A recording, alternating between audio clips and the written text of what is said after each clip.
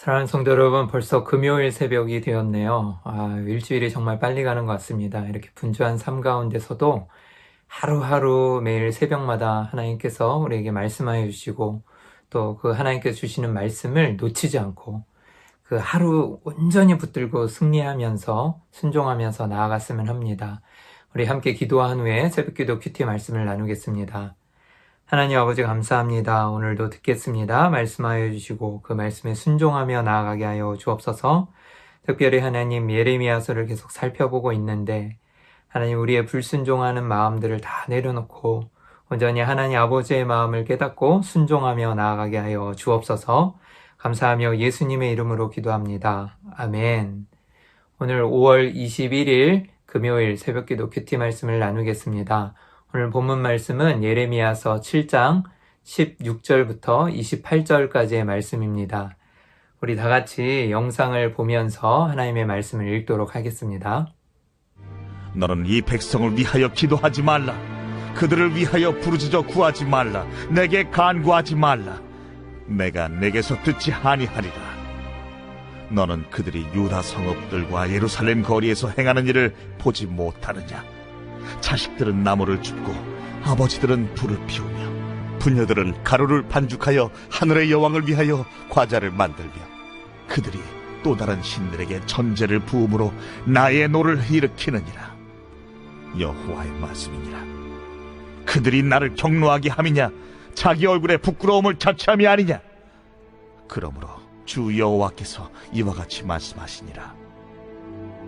보라, 나의 진노와 분노를 이곳과 사람과 짐승과 들나무와 땅의 소산에 부으리니 불같이 살라지고 꺼지지 아니하리라 하시니라.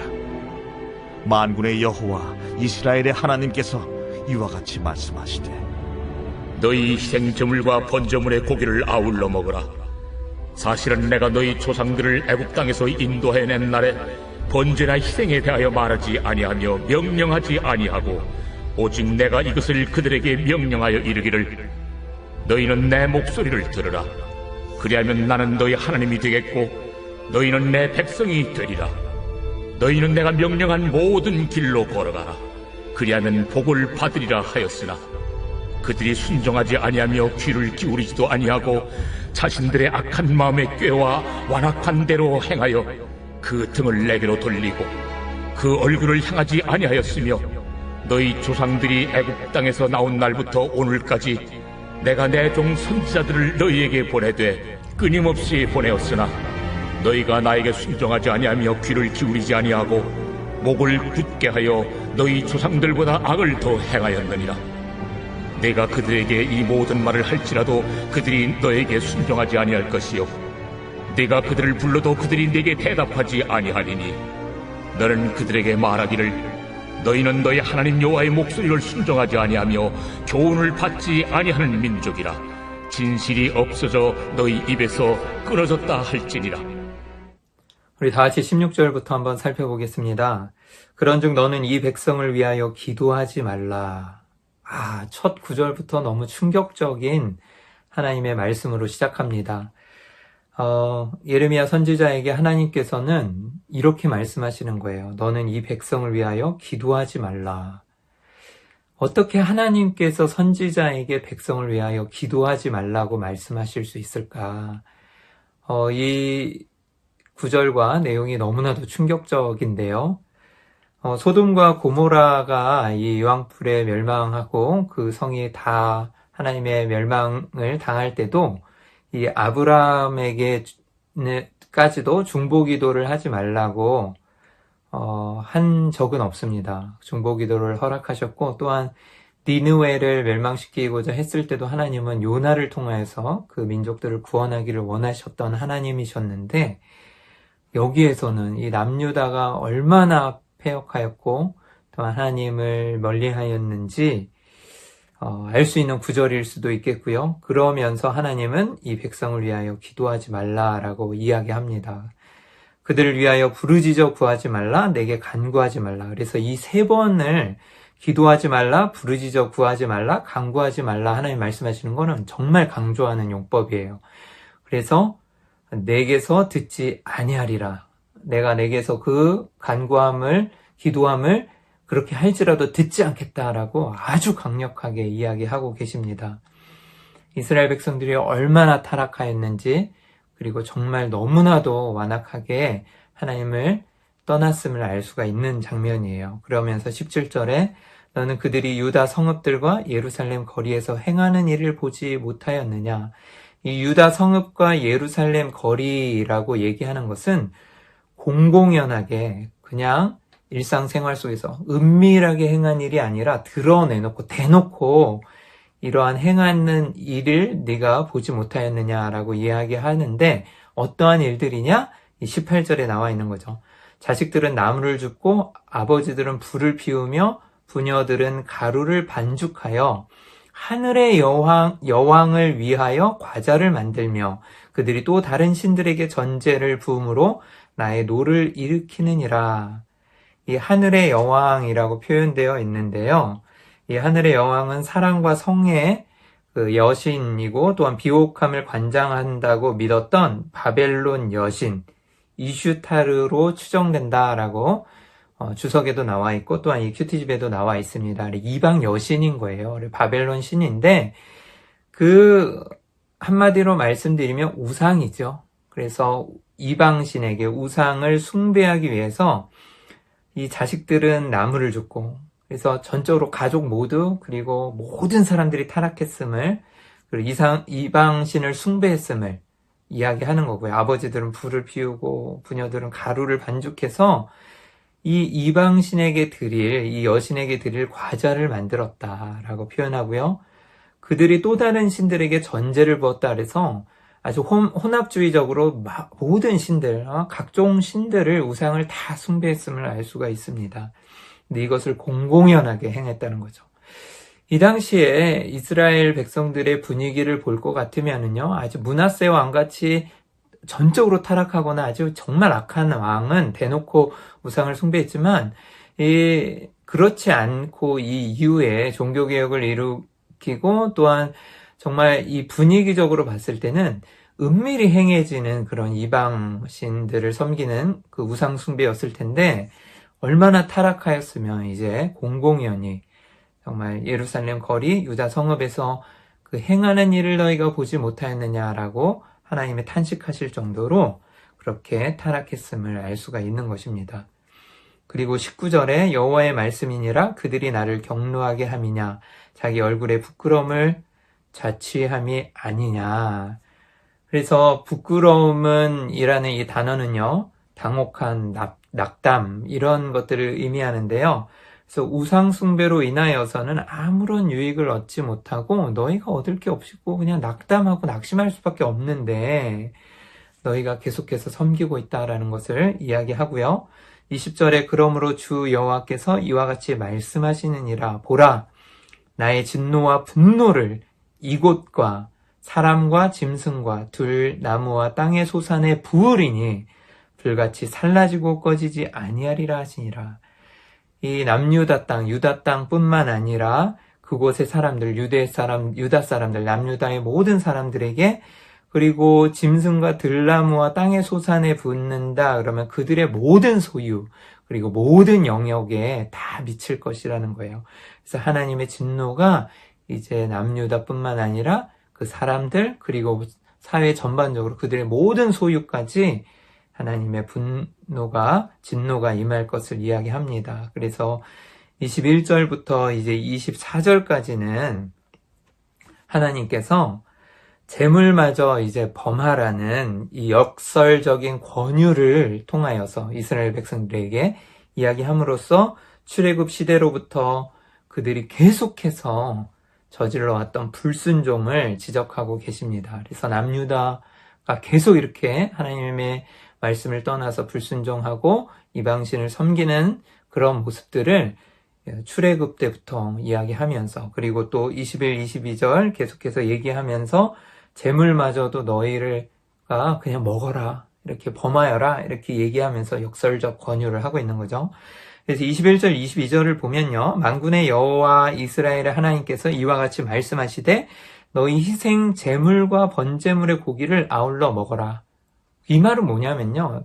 그 재물을 내가 받지 않겠다. 그냥 너희가 취해서 너희가 먹어라.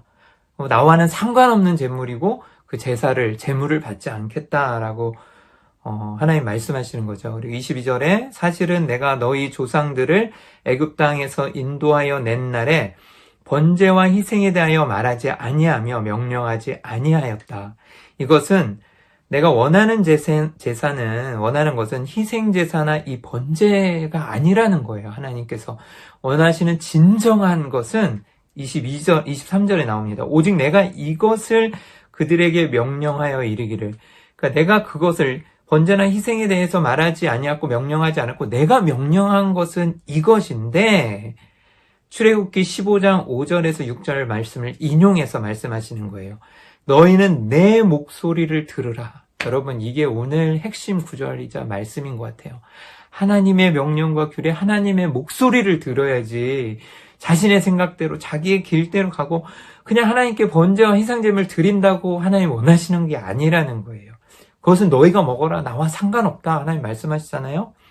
그리하면 하나님의 목소리를 들으면 나는 너희의 하나님이 되겠고 진정하게 우리의 하나님 그리고 또 이스라엘 남유다 백성의 하나님이 되려면 어떻게 해야 된다는 거예요? 하나님의 목소리를 들어야 하는 것이죠. 하나님이 약속하신 이 계명이에요. 우리 출애굽기에 벌써 말씀하셨습니다. 그래서 너희는 내 백성이 되리라. 너희는 내가 명령한 모든 길로 걸어가라. 그리하면 복을 받으리라 하였으나 하나님 그렇게 약속하시고 언약하셨는데 언약에 하나님의 그 귀한 언약의 말씀이 있었는데 24절에 그들이 순종하지 아니하며 귀를 기울이지도 아니하고 자신들의 악한 마음의 꾀와 완악한 대로 행하여 그 등을 내게로 돌리고 그 얼굴을 향하지 아니하였으며 하나님의 말씀에 귀를 기울이고 순종하지 않았고 또한 자신의 마음의 악한 꾀대로 그러니까 다시 말하면 하나님을 섬기기를 싫어하고 자신이 원하는 그 이방신을 섬기고 또 하나님의 율법과 규례를 진리와 공의와 정의를 지키고 싶지 않은 그 완악함이 있었기 때문에 그냥 자기가 원하는 대로 정말 자신을 좋게 만들어주는 행음하고 싶은 대로 자신의 육신의 몸을 내어드리면서 이방신을 섬기고 정말 원하는 대로 자신이 원하는 대로 풍요를 원하면서 그 이방신을 섬겼다라는 것이죠. 그래서 풍요의 신 그리고 정말 자신이 원하는 신을 섬긴 것이에요. 이방신을. 그러면서 등을 돌렸다. 배신하였다. 배반하였다라는 표현이죠. 얼굴을 향하지 아니하였다. 하나님을 쳐다보지 않고 돌이켜버리는 거예요. 얼굴을 돌려버리는 거죠. 아, 꼴보기 싫어. 하나님 보기 또 싫어. 라는 아주 완악함을 표현하는 내용이에요.